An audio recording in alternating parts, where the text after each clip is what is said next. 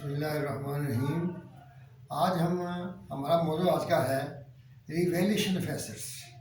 Revaluation of assets जैसा कि आपको इल्म होगा वो ये होता है कि आपने जब इसको ख़रीदा था तो आपने इसे कॉस्ट पे रिकॉर्ड किया, और कॉस्ट पे जब रिकॉर्ड किया तो वो कॉस्ट पे पड़ा हुआ है जैसा कि आप जानते हैं, और उसके ऊपर अकोमोडेशन जो है वो हर साल चार्ज की जा रही है, और वो चार्ज की जा रही है। तो इसका मतलब ये है कि अब उसकी जो वैल्यू बुक वैल्यू आ रही है, यानी कि बुक वैल्यू आप समझते हैं कि वो होता है cost minus accommodated depreciation. Book value जो है वो उसकी असल कॉस्ट है, इसकी book value non current assets की। और अगर ये नॉन करंट एसेट की उस वक्त जो बुक वैल्यू है वो फेयर वैल्यू से, फेयर वैल्यू क्या होती है? Fair value is the value on which the asset can be disposed of in the market और a liability can be settled.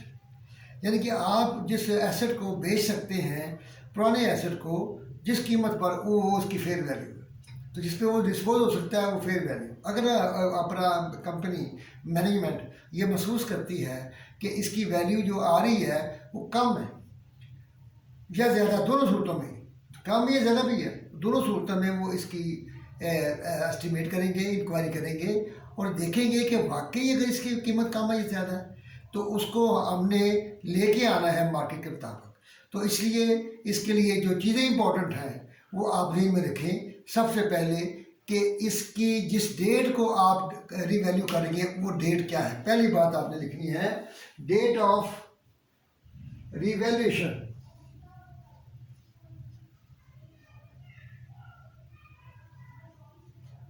पहली बात है डेट ऑफ रिवैल्यूएशन आपने लिखनी, याद रखनी। फिर ये देखना है कि नंबर 2 अकोमोडेटेड डेप्रिसिएशन कहाँ तक चार्ज हो चुकी है। यकीनी बात है, जैसा कि आप जानते हैं, हम डिस्पोजल में पढ़ा है कि अकोमोडेटेड डेप्रिसिएशन साल के एंड पे होती है, और ये अगर इसका मतलब है कि अगर हम साल के दरमियान में कर रहे हैं रिवैल्यूएशन तो वो साल से पहले हो चुकी है, साल से पहले हो चुकी है। तो इसलिए दूसरी बात है इसका फाइनेंशियल ईयर क्या है। फाइनेंशियल ईयर कब खत्म हो रहा है, कब शुरू होता है, कब खत्म होता है, ये 3 चीज़ें आप ध्यान में रखें। और आपने क्या करना है, अब फेयर वैल्यू आपको गिवन होगी, फेयर वैल्यू आपको गिवन होगी तो वो आपने ले लेनी है फेयर वैल्यू। फेयर वैल्यू जब आपने ले ली तो इसका मतलब ये है कि उसके बाद आपने बुक वैल्यू निकालनी है एग्जिस्टिंग एसेट की। इसकी कब निकालनी है? Book value at the date of revaluation. Number 4 क्या है? बुक वैल्यू और कैरिंग वैल्यू और at the date of revaluation. ये आप 4 काम आपने ज़हन में रखने हैं, तो फिर आपके काम जो है ना रिवैल्यूएशन आपको पूरी समझ आ जाएगी। क्या आपने रखना है? Date of revaluation. ये आपको कब ये रिवैल्यूएशन कर रहे हैं। अकोमोडेटेड डेप्रिसिएशन जो है वो कहाँ तक हो चुकी है? Up to date. डेट कौन सी है, किस डेट तक ये हो चुकी है? यकीनी बात है कि ये एंड ऑफ ईयर लास्ट हो चुकी होगी। अब हमने देखना है कि फाइनेंशियल ईयर हमारा क्या है, उसके मुताबिक हमें समझ आ जाएगी कि डेप्रिसिएशन ये फलान डेट तक हो चुकी है। नंबर 3 है इसकी book value and carrying value.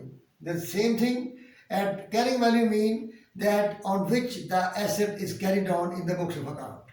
Book value is the value according to books of account, एक ही बात है। तो book value and carrying value at the date of revaluation, क्योंकि 2 चीज़ों को कंपेयर करना आपने। फेयर वैल्यू भी on the date of revaluation है, तो इसलिए बुक वैल्यू भी on the date of revaluation ही होनी चाहिए। ये बात आपको, क्योंकि हमने एप्पल टू एप्पल का कंपेयर करना है, ये नहीं कि रिवैल्यूएशन किसी और डेट की हो और बुक वैल्यू किसी और डेट की हो। तो सबसे पहले आप क्या करते हैं, डेट फेयर वैल्यू अब कैलकुलेशन करते हैं। सबसे पहला काम कि डेप्रिसिएशन कहाँ तक हो चुकी है, अगर उसकी ज़रूरत है सही करने की तो उसको सही करो, और अगर नहीं ज़रूरत है तो फिर उसको डेट ऑफ रिवैल्यूएशन तक ला कर उसका अगला स्टेप ये है कि आपने अकोमोडेटेड डेप्रिसिएशन जितनी चार्ज हो चुकी है इस साल के मिला के up to date of revaluation को अप टू रिवैल्यूएशन रीवैल्यूएशन आपने क्या करना है, एक एंट्री डालनी है। अब मैं आपको बताऊंगा जनरल में, जो मैं आपको कागज़ दूंगा वो लेजर में बनाया हुआ है, आप जनरल से सीखेंगे तो लेजर खुद ब खुद बन जाएगा। तो आपने क्या करना है, account depreciation up to revaluation जो कैलकुलेट हो चुकी है उसकी एक एंट्री डालेंगे। आप सबसे पहले एंट्री डालेंगे, क्या एंट्री डालेंगे, अकाउंट डेप्रिसिएशन पहली एंट्री ऑफ रिवैल्यूएशन की पहली एंट्री क्या होगी, ये आप नोट कर लें पॉइंट्स। और ये जब मैं अभी बता रहा हूँ तो क्योंकि यहाँ पे काम करना है तो एंट्रियाँ बतानी मैंने आपको क्या क्या होगी। पहली एंट्री क्या होगी कि आपने, अब हम आते हैं सवाल पे, पहली एंट्री क्या होगी, अकोमोडेट डेप्रिसिएशन जो हो चुकी है उसको आप डेबिट करेंगे और एसेट को क्रेडिट करके बुक्स पे अपनी वैल्यू बुक वैल्यू पे ले आएंगे। अब बुक वैल्यू पे एक फिगर आ गई है तो मैं आपको भी साबित कर दूंगा फिगर के साथ कि ये अब बुक वैल्यू पे आ गई है आपका एसेट। तो जब आ जाएगा फिर हम उसको कंपेयर करेंगे विद द फेयर वैल्यू। ठीक है जी, तो इस तरीके से सवाल इसमें है वो मैं अब इन पॉइंट्स को आप नोट रखें, इनको मैं अब अमल करूँगा, लेकिन सवाल की जो फिगर्स हैं वो मैं आपको यहाँ लिख देता हूँ, आपको ये कागज़ भी मिल जाएगा इंशाल्लाह। तो इसमें एक वो बताते हैं जनाब, एक एसेट है जिसकी कॉस्ट है 1500, यानी कि 1500 ही आप समझें एसेट है, ये मैं बता रहा हूँ जी। तो आपको ये याद रखनी है आप। और इसके बाद हम आते हैं कि क्वेश्चन, इन तमाम चीज़ों को जो मैंने बातें की हैं इसको हमने अब प्रैक्टिकल में लाना है यहाँ तक। उसके बाद जितना हो गया यहाँ तक ले आएंगे, उसके बाद उसको फिर बयान करेंगे। तो सबसे पहली बात ये है कि एसेट जो हमारे पास नॉन करंट एसेट है इस वक्त, उसकी वैल्यू है, कॉस्ट है 1500 और इसको कहते हैं जी, ये 3 सिफरे और लगाए हम 1500 लगा रहे हैं। 1500 कॉस्ट है और इसकी जो डेप्रिसिएशन चार्ज हो चुकी है अब तक ये है 31 नवंबर 2007। ये पोजीशन क्या है, 31/12/2007 को ये पोजीशन है। ये फाइनेंशियल ईयर एंड है, ये पहला सवाल आपको जवाब मिल गया। फाइनेंशियल ईयर एंड है 31/12/2007 और ये इसकी कॉस्ट है और इसकी अकाउंट डेप्रिसिएशन जो अब तक आ चुकी है वो है 450।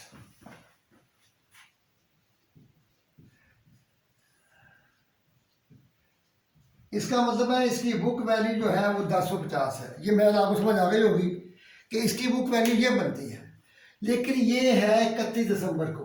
अब डेट ऑफ रिवैल्यूएशन क्या है, डेट ऑफ रिवैल्यूएशन है इसकी सवाल के मुताबिक डेट ऑफ रिवैल्यूएशन है जनाब इसकी, the building is value 30 June 2008। Date of revaluation है 30/6/8। इसका मतलब ये है कि ये 12/7 तक हो चुकी है, तो 6 महीने की डेप्रिसिएशन हमने मजीद लेनी पड़ेगी और वो इसमें जमा करेंगे, फिर बुक वैल्यू निकलेगी इस डेट को। अब इस डेट को इसकी बुक वैल्यू चाहिए क्योंकि फेयर वैल्यू इस डेट की है। तो हम क्या करेंगे कि पहले इसकी डेप्रिसिएशन जो है हम यहाँ कैलकुलेट करेंगे। कॉस्ट है इसकी 1500, अकाउंट डेप्रिसिएशन जो है वो है 450। ऐसे करते हैं 450 12/7 तक। ठीक है जी।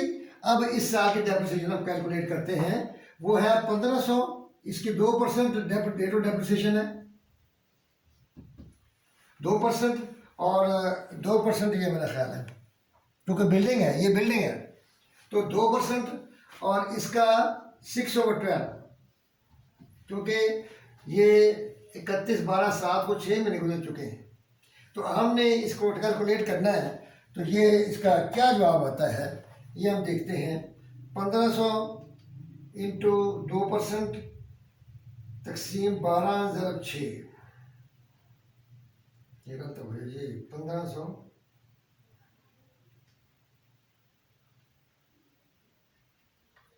ये आता है जी 90, 90 आता है।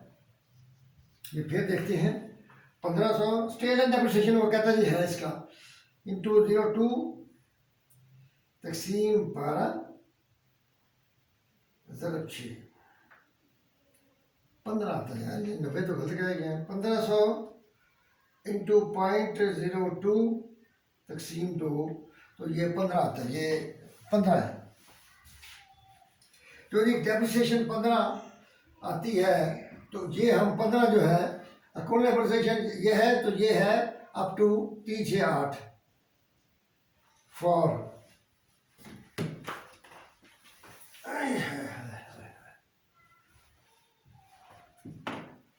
डेप्रिसिएशन 118 से लेकर 368।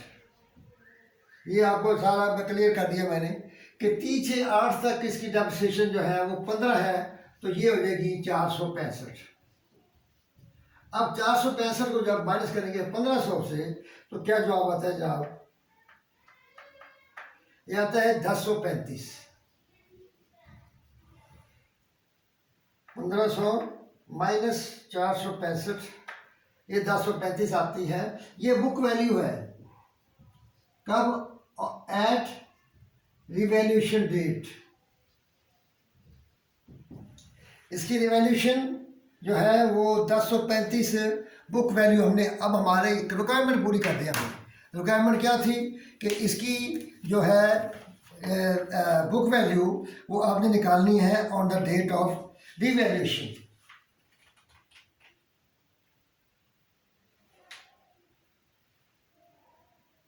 ठीक है,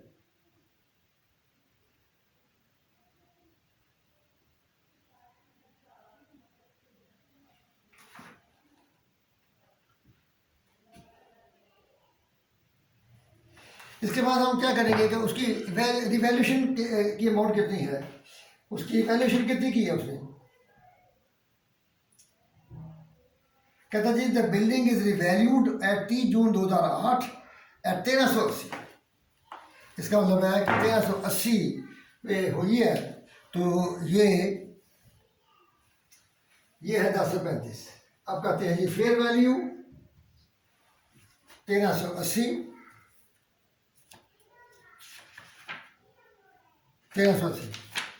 1380 और बुक वैल्यू उसी रेट को, ये है 65,1035। इसका मतलब ये है कि ये अब कितना बनता है जी? 1380 माइनस 1035, ये बनता है 345। 345 ये है रिवैल्यूएशन सरप्लस, इसको कहते हैं, बाद में बताऊंगा ये क्या होता है रिवैल्यूएशन। देखें ये बुक वैल्यू है, ये 1380 फेयर वैल्यू है। इसका मतलब है इसको कहेंगे अपवर्ड रिवैल्यूएशन, क्योंकि हमने बुक वैल्यू कम है और फेयर वैल्यू ज़्यादा है, तो 1380 इसकी फेयर वैल्यू ज़्यादा है, इसलिए हम इसे कहेंगे ये अपना। इस वक्त हम इसके लिए जनरल एंट्री क्या डालेंगे? अब ये सारा डाटा आपके पास है, मैं यहाँ पे इसका करता हूँ जनरल एंट्रीज शुरू करता हूँ। यहाँ पे जनरल एंट्रीज,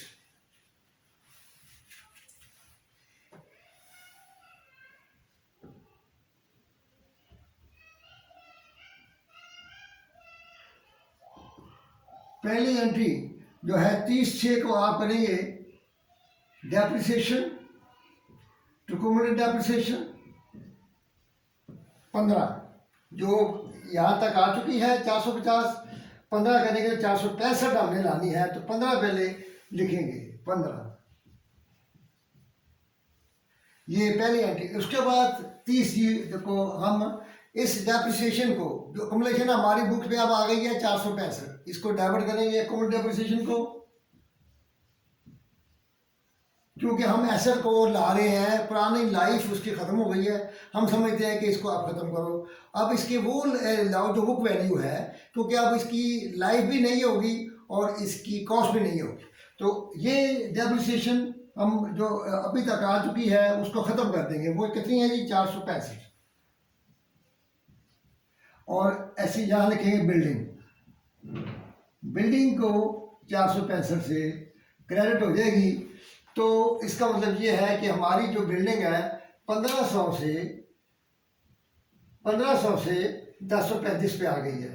ये चाहिए हमें, इधर आ गई है 1035 पे आ गई, बिल्कुल आ गई है, क्योंकि ये अब अपना 15 से 465 पे आई। 465 में जब हमने माइनस किया 1500 से, तो ये कितना बनता है?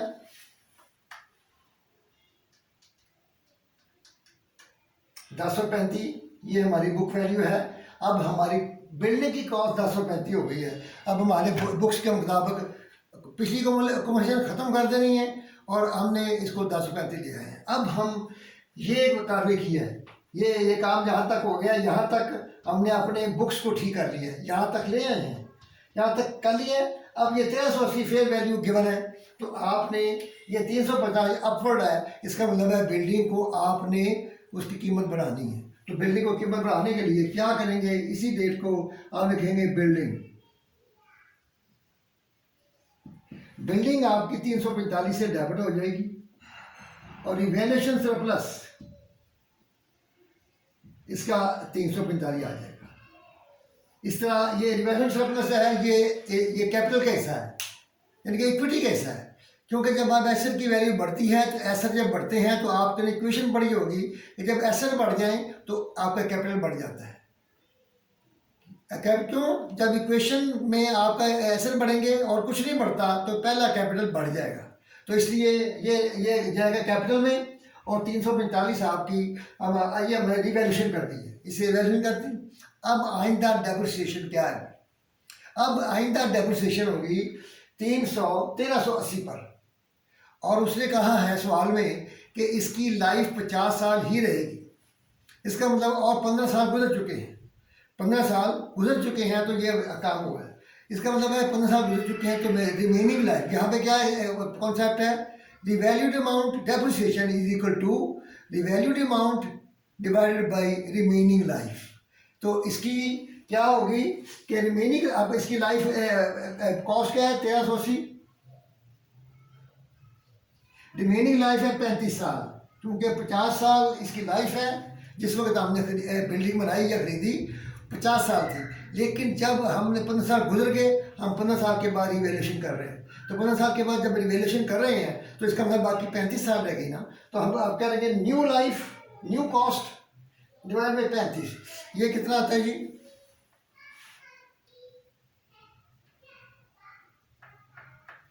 ये आता है जी 39।